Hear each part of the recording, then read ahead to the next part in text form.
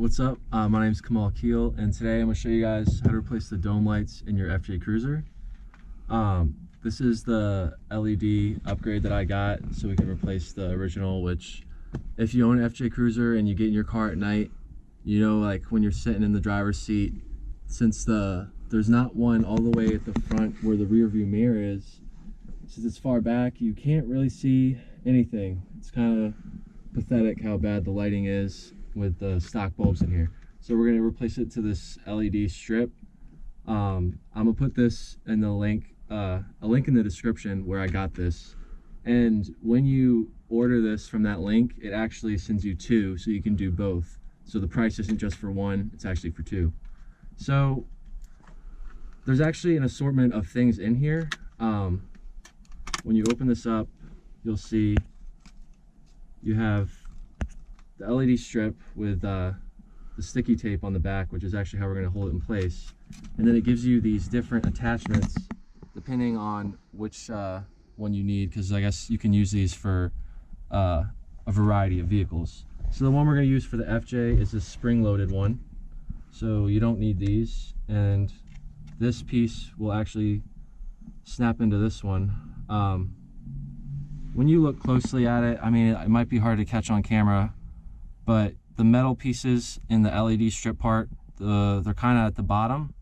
And then you look at this one, you kind of face it in the direction where these are also kind of toward the bottom, and it should just snap into place just like that. So to get your old one out, what you want to do is there's like these small holes right here at the front, so you can just put a pocket screwdriver in and it pops out. So just do that on both sides, just like that, and then this falls down. So then you can pop out the factory bulb, which you can push this tab to the right and it just falls out. So this is the tab here, so instead of trying to pull it out, you can just push this to the right and the bulb should actually fall out on its own. So when installing this, I actually already did the one in the middle. I put it in one way, tried it, it didn't come on, so I flipped this 180 degrees and then it did work. So we'll just try it like this first. So to get this in there, it's a little tricky, but you just kind of compress this and just try to get in there as level and even as possible. You might need to use your screwdriver to try and get it in place. So once you get that in there, you can just kind of look with a flashlight, just make sure that the pointy ends are actually in the areas where they need to be. And then at this point, you can just turn it on and see if it works. So for example, it's not actually turning on right now. So what I'm going to do is pop that back out and flip it 180 degrees. I just flipped it 180 degrees, so when you push it, you'll see it kind of snaps into the little holes that it needs to be in, like right there. Then you can actually just kind of push this tab to the right, make sure it's in there snug. And then now that we flipped it 180, all right, so we actually ran into some issues. When we were putting this piece in, like I was telling you, you might have to flip it 180 degrees to get it to work. But when we plugged in the LED strip to this, it wasn't working. Because these two connectors only go one way to connect to each other. So I flipped this around a bunch and it wasn't working. So then I swapped LED strips from this one to the one in the front, which we already got working, and it worked up there. So I was like, all right, what the heck is going on? So then I actually removed this whole piece and just checked the wire that, you know, that comes from under the headliner that goes to this, and everything was fine. So I actually put the factory bulb back in and it was working. So I knew that the terminals in here were fine. It was something that we had that was going on that was wrong. So then what I realized is when you plug this in the right way, because it only plugs in the one way, when you look at the wires, they're backwards. The red's over here, and it's over here on this side, black on this side, black on that side. So I was like, all right, I think that they actually just put the pins for this in the wrong location. So then when we looked up, we took this one back apart and looked at it, and we noticed that I was right, that the red should both be on one side and the black should be on the other side. It's because when we turn that one on, it works fine. So what we're gonna try to do is actually just pull the pins out of one of these and then just swap them over to the other way. I think it might be easier to pop these out. So to do this, I mean, I have these small pick tools. This thing is super tiny, so it's gonna be a little tricky. But what it looks like is usually when you do something like this, you have like these two little clamps right here that kind of clamp down to hold the pins in place in there. This thing's tiny, so it's kind of hard to see, but hopefully I can swap these from left to right, and then when we plug it back in, it'll work. All right, so this was kind of, I mean, these little tabs on here are so tiny, but I kind of just end up like pushing them to the side, and then these should slide out. So the black one was on the right, the red one was on the left, so I'm just swapping them now with the black one on the left and the red one on the right. As far as like those plastic tabs that come down, see, when you put that in there, you can just check to see that the terminals are on this side and that they're kind of even. And then, I mean, technically those, you should just be able to kind of like push them down. I'm kind of just pushing them down with my fingernail. They're super tiny. That's why, like, with this thing, I couldn't really get under it. I kind of just like pushed it to the side in order to get it to work, which, see, they're actually holding in there now. So it's a very delicate process, but it can be done.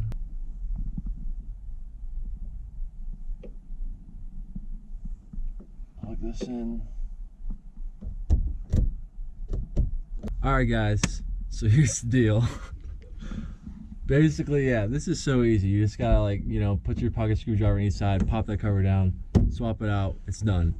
And that one, I mean, that one went up together fine, no issues. But the problem we're having on this one is the springy piece that looks like this, like the factory one, you know, right here. I basically ended up fully like disassembling it. So I took all the little connectors off, took all this off. So underneath, for example, so you have this, and then your wire like folded over this part, and then this just like squished down on it. So the only issue with that is, you know, this metal piece needs to be touching the metal on the wire. So I popped both these caps off from each side of this thing,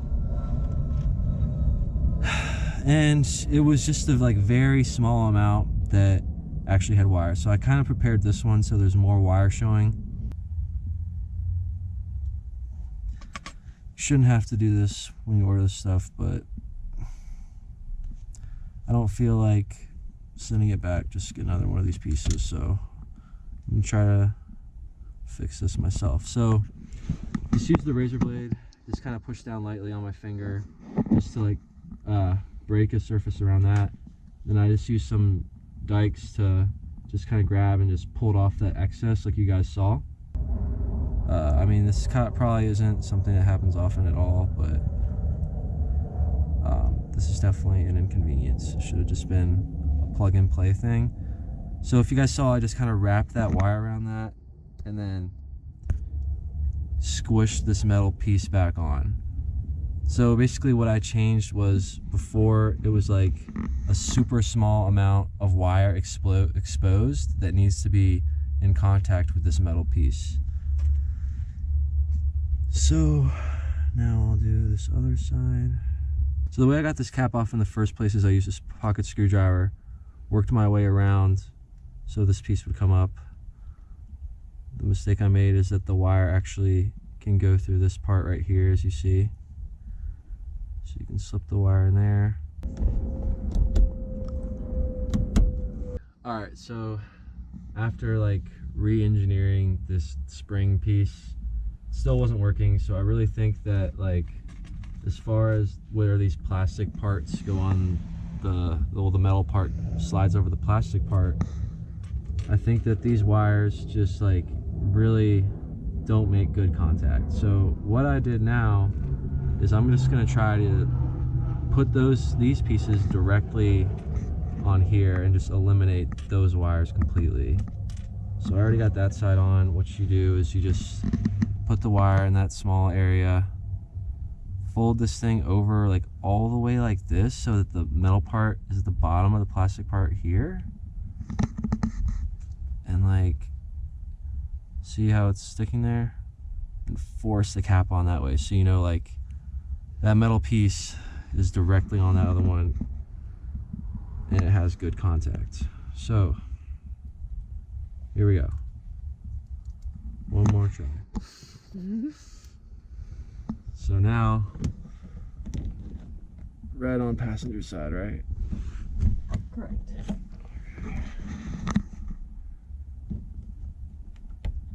There we go. There it is. Shine bright like a diamond. Alright guys, this was kind of a little tricky, but got it to work. So it was just that one piece was faulty. It's probably very rare. I mean, no hate on Diode Dynamics. I'm sure they make a lot of cool stuff, which they do, because I mean, we're replacing all the LEDs with stuff from them. And as far as that one, it worked right away.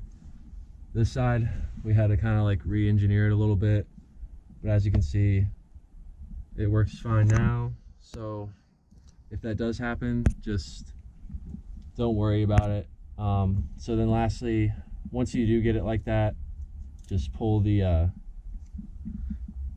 tape part off, and you can actually, if you don't want the wires like running over the sticky part, you can kind of like shove them up in there so they're out of the way, and then stick this on center here, and then there you go. Works great. So we had a little mishap, but we were able to solve it without having to send that little piece back and wait 2 weeks or whatever. So then these little weird lock pieces, you kind of just, the lock part has an arrow, so the arrow you'll have outward, this just kind of goes in here. You got to slide under this part, kind of just like snaps in there. They're kind of a little awkward, but I think what these do is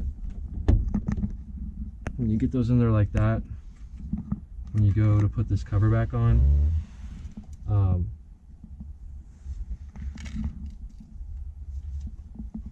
so like these plastic pieces here, I guess having these lock parts on help like put pressure on this so it holds it in place. So start at the rear and then snap in the front.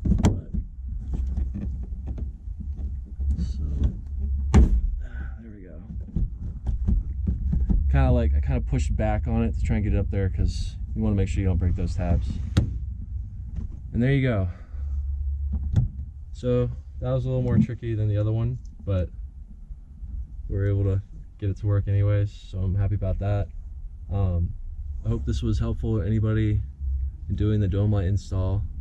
As far as all this, it's actually extremely easy and straightforward. Thanks for watching. If this was helpful, just like the video, subscribe to the channel if you want to see what else we're going to do to this car, and I'll see you guys soon. Peace.